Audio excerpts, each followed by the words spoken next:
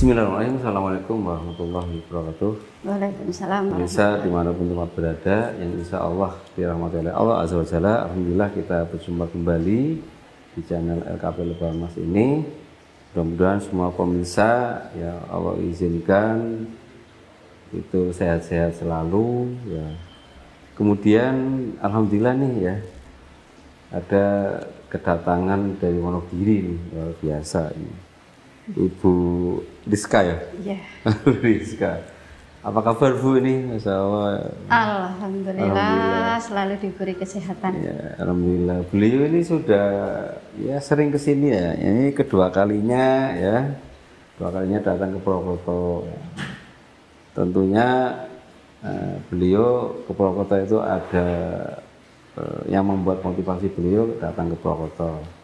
Nah, 2 hari yang lalu ya, yang hari ini dengan yang kemarin itu Senin Selasa, beliau belajar akupresur mata dan pijat bayi di LKP Lebah Mas. Tentunya ada kesan-kesannya. Kemudian silakan Ibu Rizka untuk memperkenalkan diri lagi. Kemudian apa motivasinya dan bagaimana kesannya selama 2 hari mengikuti pelatihan di LKP Lebah Mas. Nah, monggo silakan. Ya, Bismillahirrahmanirrahim. Assalamualaikum warahmatullahi wabarakatuh. Waalaikumsalam warahmatullahi wabarakatuh. Salam kenal, perkenalkan nama saya Dwi Rizka, lebih sering dipanggil Rizka. Asal saya dari Eromoko, Wonogiri bagian selatan, tepatnya di lingkungan Siono, RT 01 RW 09 Kelurahan Ngadirejo, Kecamatan Eromoko. Disebutkan nomor HP-nya, Pak? nanti dulu ya. Baik. Motivasinya gimana? Motivasi saya ke sini benar. Tujuan utama saya ke sini, pertama saya ingin mendalami ilmu, karena mungkin selama ini basic saya juga sebagai seorang terapis, dan setelah ada informasi, ada pelatihan akupresur mata dan pijat bayi, yang menurut saya ilmu itu cukup penting untuk saya kejar, walaupun jauh dari Wonogiri ke Purwokerto 8 jam, tapi tetap saya butuh ilmu itu untuk melengkapi terutama keahlian dan ilmu saya sendiri untuk semua itu. Sebenarnya saya tujuan utama ke sini intinya untuk belajar dan terus belajar untuk mencari ilmu. Katanya ilmu itu harus dicari walaupun sampai dimanapun, selama ada kesempatan, selama masih ada waktu dan kesempatan, kita tetap harus mencari ilmu itu sendiri. Dan tidak ada batasan usia untuk kita belajar. Selama kita masih punya kesempatan untuk belajar, kita terus belajar. Dan itu yang saya gunakan selama ini, yang menjadi prinsip saya untuk terus mengembangkan diri saya sendiri. Kesan gimana? Kesan yang untuk pelatihan 2 hari ini. Iya. Kesan untuk yang 2 hari ini untuk materi cukup luar biasa. Bagi saya cukup luar biasa, yang selama ini mungkin banyak hal, terutama kalau yang di akupresur mata. Benar banyak kasus-kasus juga yang permasalahan pada mata. Dan itu materi cukup sangat membantu untuk saya. Dan untuk yang pijat bayi, materi yang selama ini belum saya dapatkan dimanapun, ya walaupun memang sama ini kita juga sudah mendampingi di posyandu, saya juga punya anak kecil yang mungkin di buku KMS-nya itu udah ada panduannya, tapi yang disampaikan tadi pagi itu sungguh ilmu itu belum saya dapatkan di yang lainnya. Selama ini belum saya dapatkan yang lainnya. Nah, saya sebenarnya sangat berterima kasih dengan semuanya yang ada, yang telah diberikan tadi. Terus pola isi materinya gimana selain materi tentang apa yang memang dipelajari ya, akupresur mata, bayi, ternyata dengan konsep holistik itu tidak hanya itu gimana? Artinya sinerginya dengan holistik. Iya, iya. Kalau untuk sinerginya dengan holistik, karena selama ini saya sudah menerapkan dengan kesehatan yang secara holistiknya, itu sangat-sangat bersinergi untuk penerapan tidak hanya pada di akupresur mata ataupun pada pijat bayinya, tapi untuk keseluruhan untuk menangani sebuah kasus yang ada yang dihadapi selama ini sebenarnya. Untuk sinerginya antara holistik dan terapinya itu sangat-sangat, ilmu yang ada di holistik sangat-sangat cukup membantu. Gitu ya. Ada kritik saran dari pelatihan 2 hari itu? Kritik saran, materi, mungkin nanti panitia. Perlu ada pelatihan lagi. Mungkin untuk, karena skill itu paling tidak tetap kita selalu tingkatkan, karena kasus yang kita hadapi di lapangan, karena kita selalu terjun di masyarakat langsung, yang berhadapan langsung dengan mungkin dengan orang banyak, itu tetap kasus akan semakin ada, dan paling tidak ada upgrade pembaruan lagi yang perlu, mungkin ini perlu pelatihan ini, untuk misalkan ada pelatihan apa lagi yang untuk menambah skill kita lagi, untuk semakin memperdalam ilmu, karena tidak akan ada habisnya. Untuk kita di bidang kesehatan itu tidak akan pernah ada habisnya. Ya. Baik, tentunya selama ini ya itu kan banyak praktek ini ya. Ya. Silakan menyampaikan beberapa kasus ya, 1, 2, atau 3 kasus-kasus yang memang unik. Nah, salah satu kasusnya karena tadi itu belajar tentang pijat bayi ya, berkaitan dengan bayi, apakah ada kasus yang unik? Ya, silakan nanti. Terus bagaimana polanya dan sindromnya apa, sehingga tindakan terapi yang jenengan terapkan itu kok sampai membaik ini dan itu, kan paling enggak ada ketepatan ya gitu. Nah, silakan monggo untuk menyampaikannya gitu. Langsung kalau aja yang kasus yang pernah saya hadapi, yang pernah saya tangani dan pernah saya hadapi, khususnya untuk, karena akhir-akhir ini memang saya banyak menangani kasus pada tumbuh kembang anak, pada bayi, dan kasus-kasus pada mungkin juga ke pijat bayinya. Itu memang saya akhir-akhir 1 tahun terakhir ini memang mendalami itu. Walaupun belum punya sertifikat, dapat sertifikat ini tadi kita dapat sertifikatnya, alhamdulillah dapat ilmunya dan sertifikatnya. Nah, saya punya 1 kasus yang pada bayi. Waktu itu bayi usia, kalau tidak salah usia 1,5 tahun. Antara 15 bulan sampai 18 bulan. Itu anak itu belum, pertama dia belum, kasus pertama yang disampaikan ke saya itu, waktu itu dia belum bisa jalan. Terus setelah saya lihat bayinya, kan saya belum bisa memastikan dikarenakan apa dan tindakan terapinya seperti apa, kan sebelum melihat bayinya kan saya juga tidak bisa menentukannya.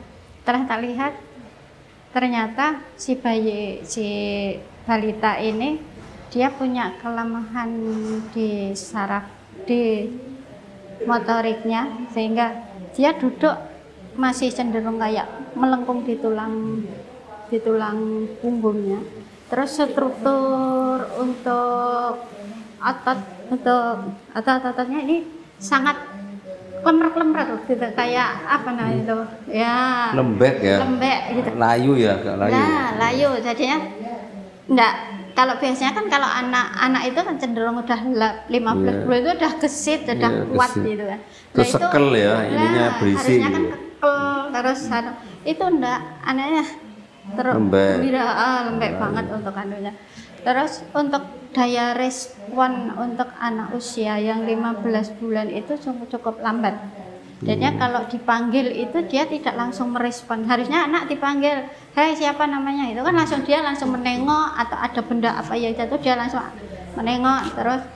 Tapi itu enggak, responnya sangat lambat gitu. Jadi kalau dipanggil itu kadang hanya gini, nengoknya pun lambat itu kan. Untuk responnya dia cukup lambat. Terus setelah itu untuk pergerakannya pun dia juga tidak aktif. Untuk berat badannya pun kalau dilihat dari buku KMS-nya itu dia di bawah rata, di bawah garis hijau itu kan. Kalau dia udah masuk kekurangan nutrisi, untuk anak kekurangan nutrisi. Nah di situ setelah tak lihat, tak bedah, ibunya saya tanyai, ini anak selama ini konsumsinya apa? Masih ASI. Saya pertama kali masih ASI apa enggak? Masih ASI. Oke, saya masih ASI. Terus karena ditinggal ibunya sering bekerja, karena ibunya bekerja juga, dia sering dikasih susu formula. Susu formula yang waktu itu memang susu formulanya kalau saya lihat terlalu lembab dingin. Ada moringganya. Kan berarti dingin banget itu susu. Walaupun itu memang susu kambing. Nah, di situ saya lihat, terus makanan bayinya pun juga saya cek. Ternyata dia dikasih buah, dikasih itu. Terus tak cek lagi dari ibunya sama bapaknya itu, telah dengan apa yang saya pelajari di holistik, ternyata bapak sama ibunya itu sindromnya lembab dingin juga, sehingga menurut juga ke anaknya yang juga sifatnya lembab dingin. Nah dari situ setelah tak cek, akhirnya saya putuskan si anak ini yang saya relaksasi. Sementara saya buka semua, saya relaksasi. Alhamdulillah saya relaksasi, telah saya benarkan semua untuk menguatkan otot-ototnya sama sendi pergerakannya. Terus saya review untuk nutrisi yang masuk ke bayi, sama ibunya pun juga saya revisi untuk nutrisinya, karena juga masih ASI yang masih harus dijaga, yang diberikan kepada anaknya itu jadinya harus disinergikan. Setelah itu tak review, tak kasih susu yang dari kita, itu susu Cigot Milk yang itu hanya sehari dikasih 3 kali. Saya bilang ini karena nutrisinya lebih komplit dan ke anak dia akan lebih nyaman, di perut anak akan lebih nyaman. Jadi kuatnya bukan nanti berapa habisnya si susu, tapi ini cukup sehari 2 kali atau 3 kali untuk hanya menyambung pas ibunya ndak ada. Terus tak suruh nyampur dengan, waktu itu tak suruh nyampur dengan air tajin, dan alhamdulillah setelah itu dimasukkan 1 minggu berikutnya, setelah tak cek, respon anak ini sudah berbeda dan dia sudah pergerakannya pun dia sudah mau merangkak, udah mau ya. Alhamdulillah udah perkembangannya udah lumayan bagus dan kondisi ototnya pun juga udah enggak lumer lagi, udah rada kayak udah berisi. Dan itu susu itu sampai saya masih berlanjut. Setelah habis itu, karena permasalahannya setelah tak lihat di tulang punggungnya rada kayak melengkung gitu di tulang punggungnya itu. Setelah saya benerin, saya pijat, terus tak sarankan, tak suruh konsumsi waktu itu madu revi, tak suruh konsumsi. Sekarang alhamdulillah anaknya sudah porsi ini dinaikin, udah. Padahal itu posisi baru berapa bulan ya? Sekitar 4 bulanan. Jadi udah walaupun sekarang dia kalau tritipan gini dia udah berani. Tapi memang kalau untuk jalan melepas gitu dia masih rasa mungkin anaknya kurang, keberaniannya memang kurang gitu. Tapi itu sudah mulai. Dan susu yang kita berikan itu tidak, pikirannya ibunya itu nanti, ini nanti susu harganya segini, habisnya banyak, itu nanti gimana. Tapi ternyata malah lebih ngirit daripada susu yang kemarin mereka konsumsi untuk anaknya gitu kan. Mereka konsumsi untuk anaknya, dan Setelah itu, oh iya benar Mbak, ini ternyata susu ini nutrisinya lebih komplit sehingga anak tidak terlalu banyak menuntut, karena lambungnya otomatis kalau nutrisi komplit, kalau Deper yang ilmu yang kita dapatkan itu kalau lambungnya itu nutrisi cukup, kan anak tidak, kalau wong Jawa itu ngarani ngangah-ngangah gitu kan, ya enggak terlalu lapar lagi minta lagi enggak, tapi ternyata setelah itu dikasih Cigot Milk itu walaupun dengan hanya satu sendok makan itu untuk satu botol yang itu dicampur dengan air tajin. Waktu itu tak suruh campur dengan air tajin. Dan alhamdulillah sekarang perkembangannya bagus ya. Wah, udah anaknya udah gini naik itu udah. Itu pengalaman yang menghabiskan berapa waktu itu? Menghabiskan berapa waktu? Itu enggak ada 4 bulan, 5 bulan enggak ada. Oh gitu ya. Oh, 1 bulan setelah itu aja perkembangannya sudah cukup lumayan bagus untuk anak yang kemarin hanya diem aja, terus setelah 3 minggu itu adik-adiknya pada jalan-jalan itu dia udah responnya udah bagus, lumayan bagus gitu.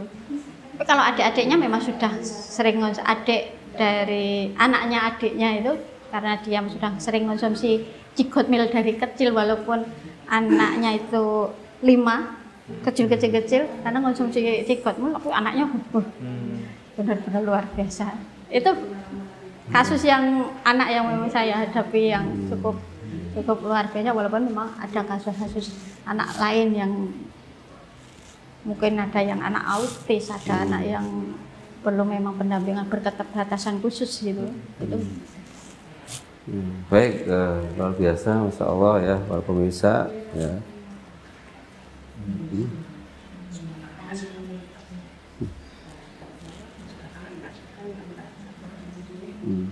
Ini luar biasa ya, masya Allah, Bu Rizka ya. Iya. Ini beliau ya, walaupun sudah menangani kasus dan sukses, tapi beliau tetap belajar. Artinya selalu upgrade, ini kan semangatnya luar biasa nih. Ilmu harus tetap di-upgrade terus, karena tidak akan pernah ada habisnya ilmu. Ini luar biasa semangatnya beliau, ini perlu dicontoh ya pada pemirsa semua, bahwa belajar itu teruslah belajar, jangan sampai berhenti belajar, karena belajar itu tentunya ya ada kaidah, ada kaidah, iya betul, ada kaidah belajar itu dari masa kandungan, masa buayan sampai ke liang lahat. Ini luar biasa ya. Baik, Bu Rizka yang insya Allah luar biasa ini, ada kasus lain? Kasus lain yang kaitannya dengan apa dulu? Coba kalau kasus memang karena pasien berapa lama sudah ini menjalani? Sudah menjalani hampir 12 tahun menjalani. 12 tahun ya. Ini. Dekat Posyandu ya. Posyandu ada. Tapi dulu karena corona itu kan juga sempat vakum. Gitu. Tapi karena Posyandu itu kan. Berarti punya komunitas ibu-ibu di komunitas kampung. Ibu-ibu PKK ada. PKK ada ya. Iya, saya juga pengurus PKK juga di wilayah gitu. Ada ibu-ibu pengajian juga, jamaah gitu. Mama mengaji itu juga ada gitu. Demikian pemirsa ya, insya Allah silakan Bu Rizka untuk menyampaikan alamat dan nomor HP ya. Diulang terus yang pelan ya. Barangkali pemirsa ini ada yang punya keluhan ya, anak atau keponakan ya, atau tetangga tentunya dengan kasus yang sama, terus sudah berobat kemana-mana kok tidak ada perubahan. Nah, paling tidak kan karena orang sakit itu biasanya akan mencari sampai nilai kesembuhan ya, tercapainya kesembuhan. Jadi silakan menyampaikan nomor HP dan alamat lengkapnya, monggo silakan. Baik, untuk alamat lengkap saya bisa nanti menghubungi saya, Ibu Rizka, alamat lingkungan Siono, RT 01, RW 09, Kelurahan Ngadirejo, Kecamatan Iromoko, Kabupaten Wonogiri. Untuk nomor HP 085 293 459 818. Untuk tindakan terapi itu kita menangani, kalau di klinik kita di rumah juga ada klinik, kita juga menangani home care hanya untuk wilayah khusus yang di area kita, yang dekat kita. Itu untuk yang luar kota itu kok nanti ke rumah di klinik untuk menangani banyak kasus yang sudah kita hadapi, kasus-kasus yang pernah kita tangani. Jadi di rumah kita juga melayani di bekamnya. Jadi untuk pijat, untuk pembetulan saraf kejepit, dan untuk intinya untuk insya Allah untuk keluhan penyakit selama ini bisa, insya Allah bisa kita tangani, insya Allah bisa kita selesaikan. Nanti bisa juga untuk konsultasi juga, kita membuka konsultasi untuk mungkin kalau yang jarak jauh itu nanti bisa via WA konsultasi, dan kita bisa nanti apa tindakan yang perlu dilakukan. Itu mungkin.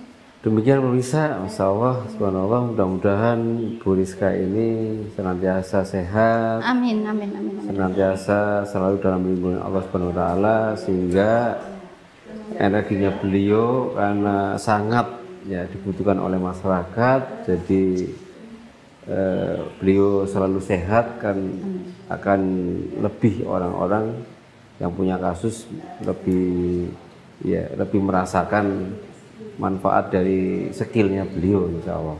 Kita doakan bersama, mudah-mudahan beliau selalu sehat. Selalu sehat. Demikian yang bisa disampaikan. Kurang lebihnya mohon maaf. Wallahu a'lam bishawab. Assalamualaikum warahmatullahi wabarakatuh. Waalaikumsalam warahmatullahi wabarakatuh.